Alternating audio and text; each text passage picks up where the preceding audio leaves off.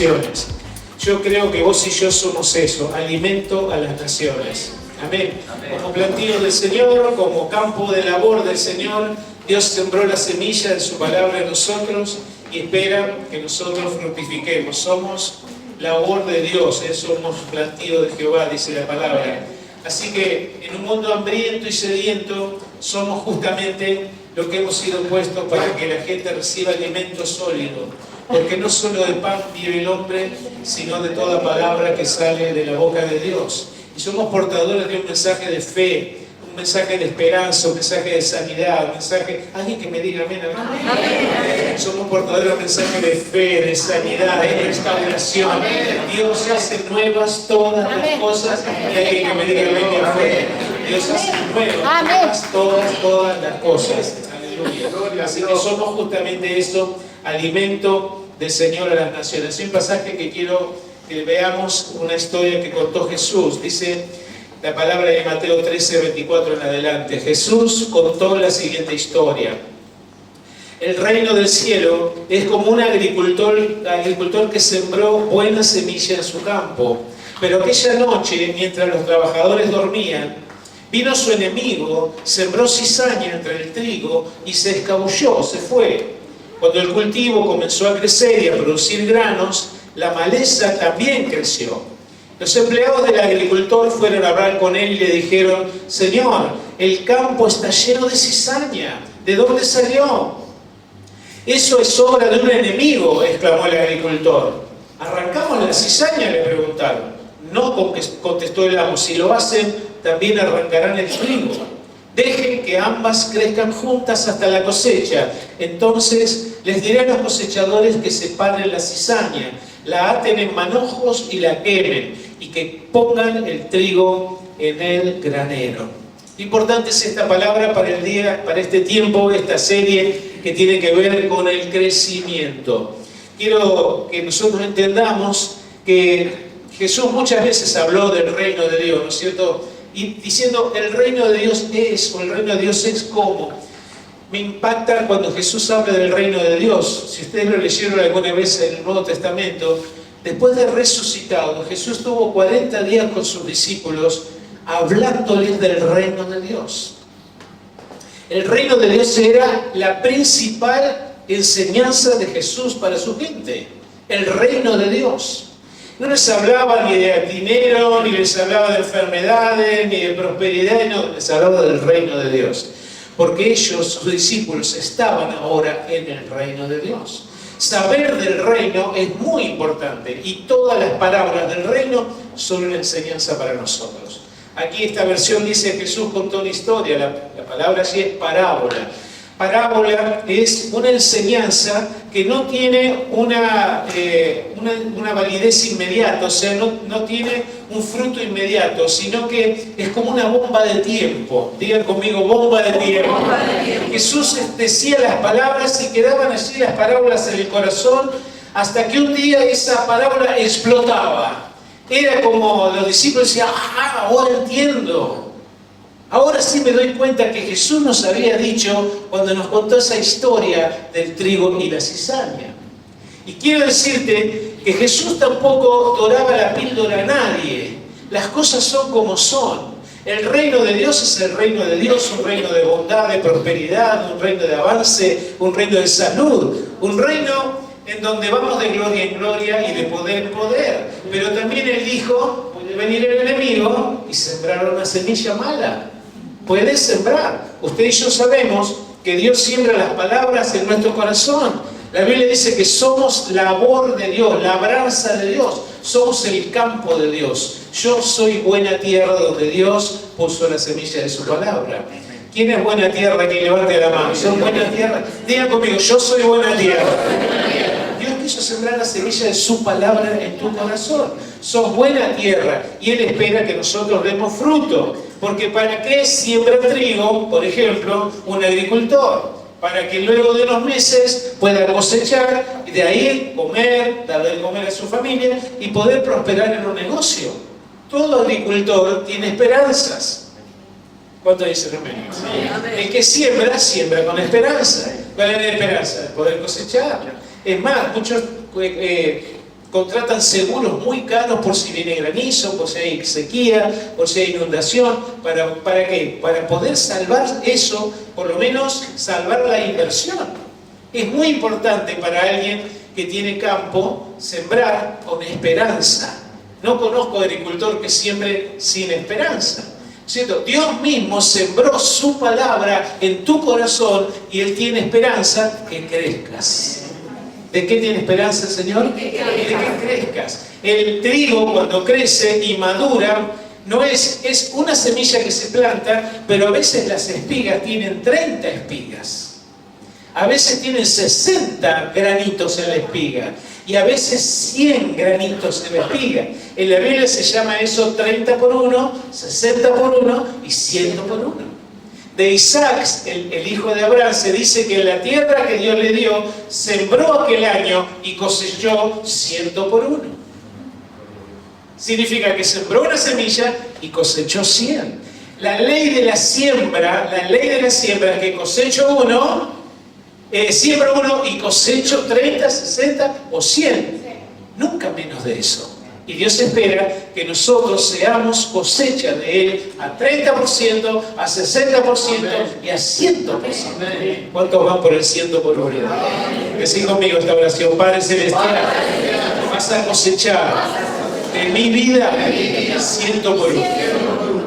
Es una buena declaración. Dios hizo una inversión en tu vida. Ahora, el enemigo también va a sembrar en nuestros corazones. Jesús, cuando dijo esta parábola, se refería a los hijos del reino que Dios sembró en el mundo y a los hijos de las tinieblas que se mezclan entre ellos. Pero también tiene que ver con esto, que nuestro corazón es el campo de Dios y que nosotros, queridos, estamos para llevar fruto. Pero ¿sabes qué? El enemigo viene y siembra cizaña, siembra cosas malas en nuestro corazón. En la Biblia, corazón y mente son es la misma palabra. Así que cada vez que hablamos de corazón, también se refiere a nuestra mente, a nuestro yo. ¿Qué hace Satanás? Ve que Dios está sembrando su palabra en nosotros. Usted viene cada domingo, está escuchando palabra de Dios. Pero en la semana, Satanás tiene sus siervos, tiene sus emisarios. Y ellos hablan permanentemente. Hablan a través de las redes sociales, a través de la televisión, a través de los diarios, a través de la radio, a través de todo lo que es Internet. Imagínense una red mundial a la que todos tenemos acceso ahora en la mano. En la palma de nuestra mano tenemos la sabiduría de todos los siglos de la humanidad disponible para nosotros.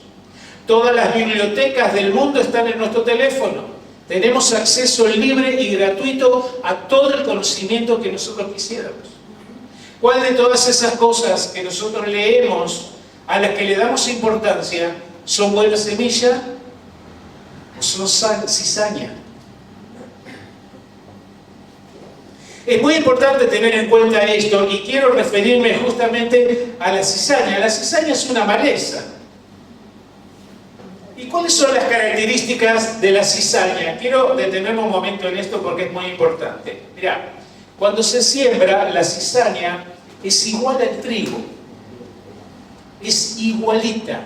Empieza a nacer el trigo y la cizaña empiezan a nacer juntos. El enemigo hizo eso desde que Jesús acá, ¿no es cierto? De repente vino de noche, ¿no? Y lo hace justamente a escondidas, sin que vos te des cuenta. Pero vino de noche cuando todos estaban durmiendo.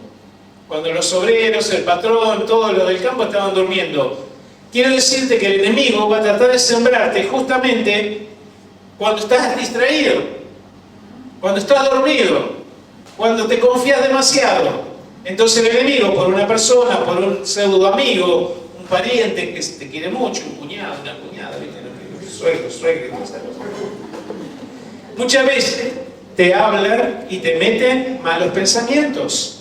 Y cuando uno le da lugar a los malos pensamientos, la semilla esa empieza a germinar. Al principio todo parece bueno, porque cuando se siembra, ni los ingenieros agrónomos pueden decirte cuál es trigo y cuál es cizaña.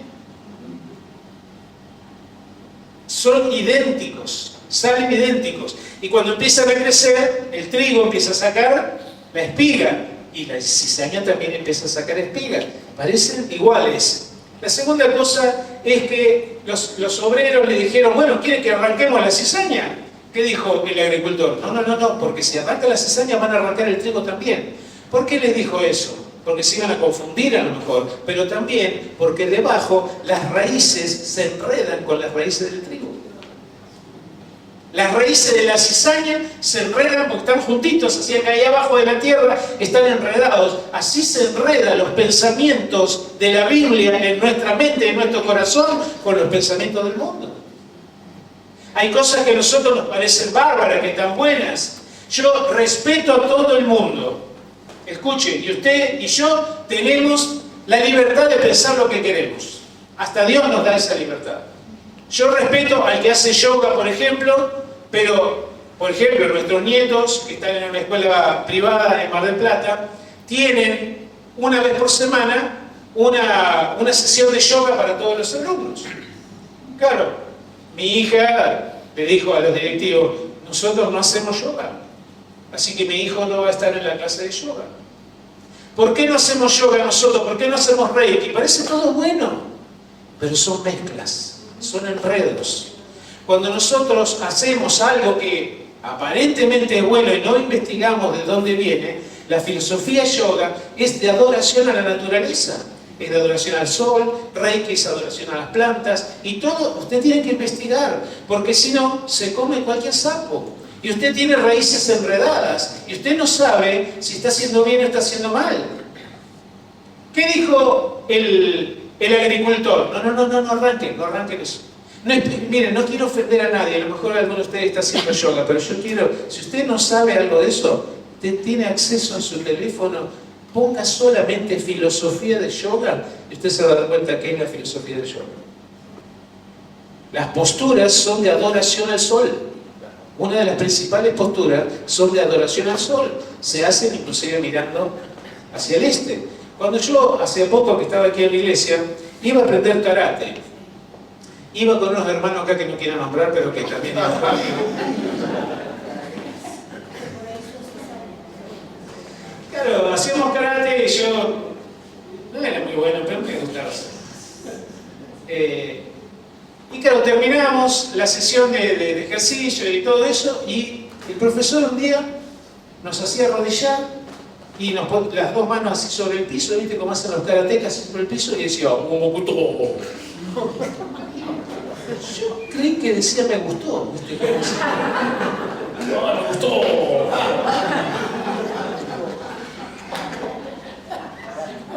No, decía la palabra en japonés, Momokuto, que decía, no, que es una alabanza a un Dios. Yo digo, ¿dónde estoy metido yo? ¿De verdad? Las mezclas, por eso el agricultor es sabiduría de Dios esta vez. Cuidado con las mezclas, si arrancás la cizaña, vas a arrancar también. Yo digo, entonces tengo que dejar todo eso. No, primero hay que comprender, hay que crecer. ¿Ves? Dijo, no, esperen que crezcan juntos, dejen que crezcan. Y después cuando crezcan todos, nos vamos a dar cuenta enseguida. Enseguida nos vamos a dar cuenta. La tercera cosa de la cizaña, de la maleza, es que su fruto es venenoso. Es un veneno. Si usted hace harina de la cizaña, es tóxico. Es muy tóxico. Entonces, ya tenemos una distinción. ¿Ven? Cuando crecen, la última cosa de la cizaña no solamente que es venenosa, sino que cuando están crecidas, cuando madura, tiene otro color. Tiene un color rojizo. Muy importante esto, ¿eh? Si sabemos esto, nos vamos a dar cuenta en el espíritu cuál es el plan del enemigo. Que nosotros nos intoxiquemos, que nos envenenemos la vida. Ningún versículo aislado de la Biblia, ¿me están siguiendo acá? Sí. Ningún versículo aislado de la Biblia es una doctrina bíblica. Porque si usted agarra versículos aislados de la Biblia, usted le puede hacer decir a la Biblia lo que usted quiera. Pero la Biblia se interpreta a sí misma. Digan conmigo, la Biblia se interpreta a sí misma. Si usted busca un versículo aislado, va a tener justificación para todo. hasta para casarse con su hermana.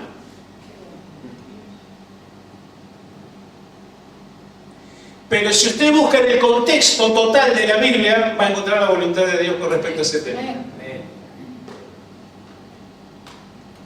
Repito, ningún versículo aislado constituye doctrina. Porque dice la misma Biblia, por boca de 2 o 3 testigos se dirimen las cosas. La Biblia misma te lo va a explicar cuando tengas dudas. ¿Cuál es la manera de poder desprendernos de lo que el enemigo puso en nuestra cabeza? A veces son malos entendidos, enojos que te inspiran. A veces tiene que ver con doctrinas que andan volando por ahí. Me refiero a doctrinas evangélicas.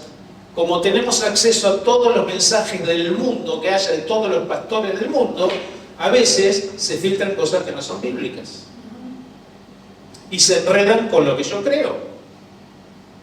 La única manera de librarse de la cizaña es crecer. Crecer en conocimiento de la palabra de Dios, crecer en conocimiento crecer en la oración. La única manera es crecer en conocimiento de la voluntad de Dios. Cuando usted y yo crecemos en el Señor, y vuelvo a repetirte, y lo voy a lanzar el próximo domingo esto, vuelvo a repetir que como iglesia nosotros tenemos la obligación de ayudarte a crecer. Y eso es lo que vamos a hacer, ayudarte a crecer, a que no te dejes engañar ni envenenar por el enemigo, sino que tu doctrina sea sana y pura, como debe ser la doctrina de Dios en tu corazón. Cuando yo empecé a crecer, no sabía que estaba enredado mi mente y mi corazón con mucha maleza, con cizaña, no sabía.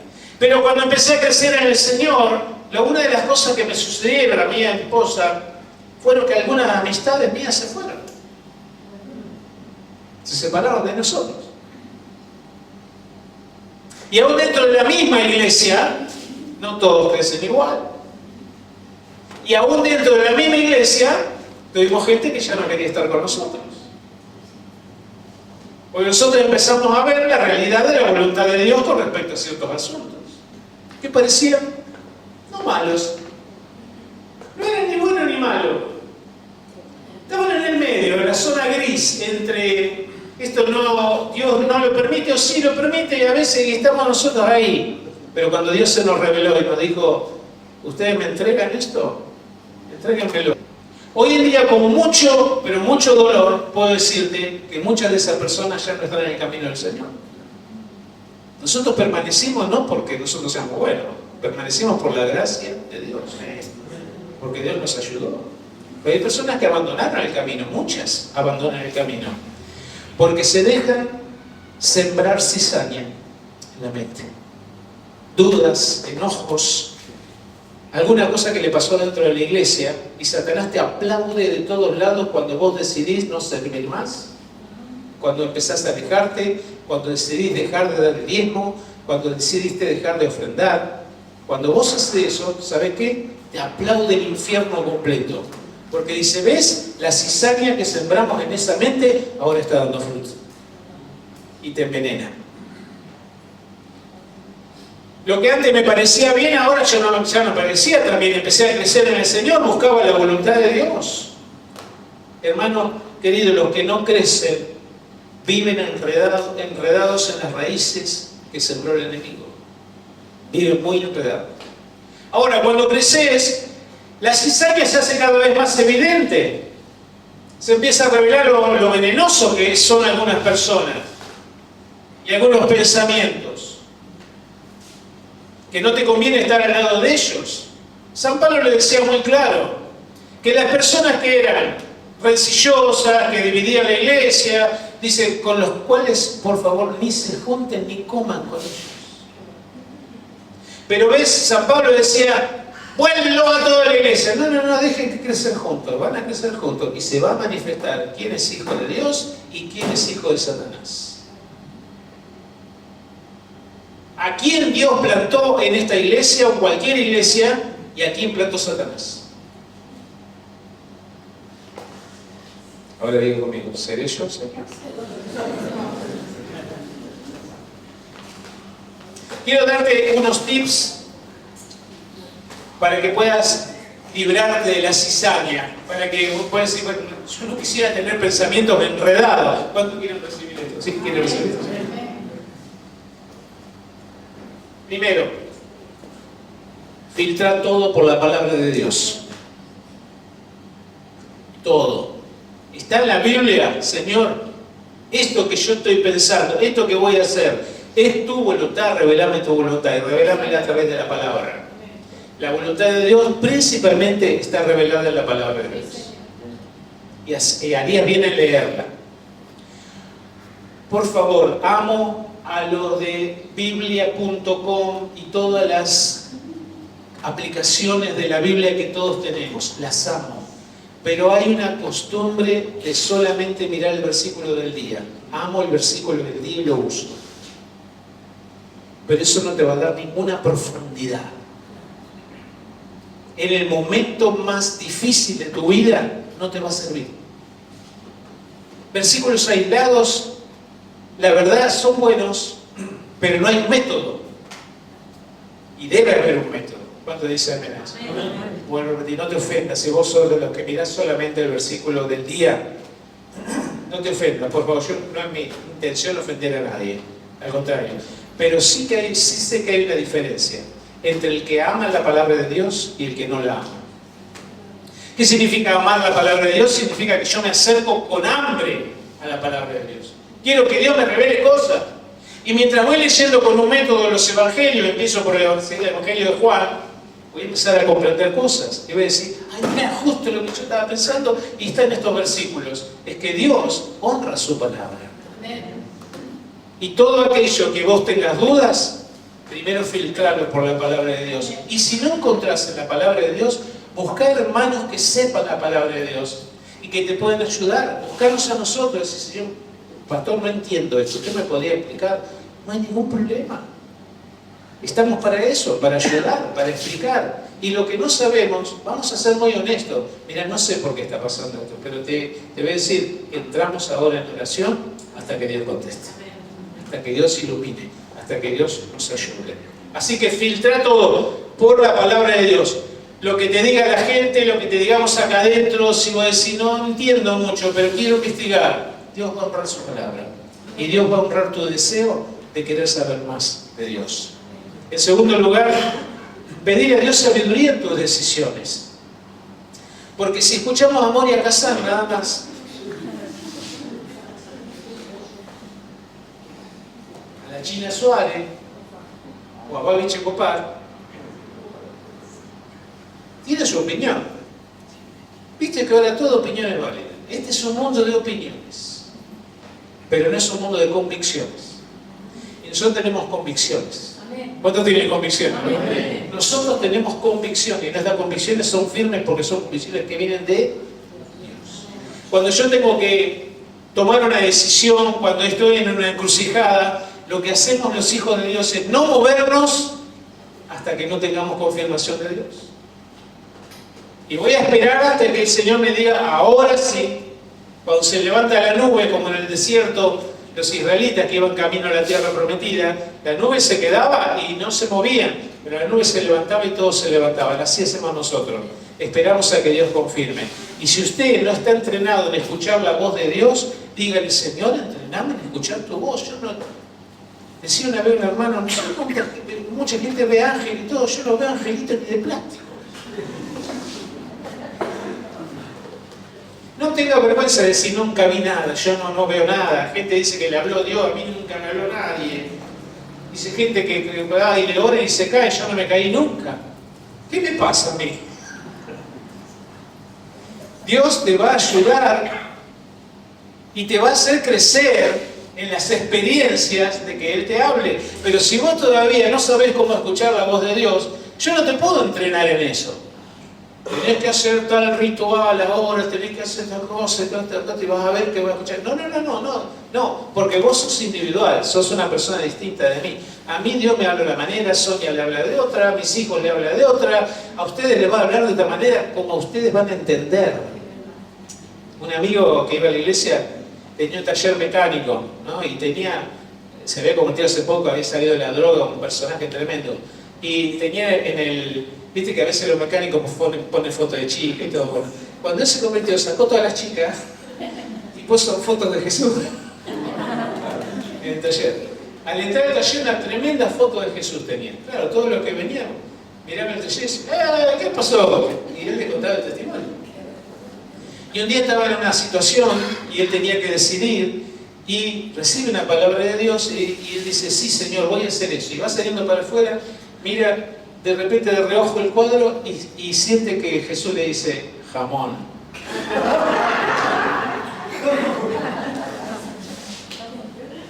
Estoy seguro que Jesús le dijo jamón, porque él entiende así.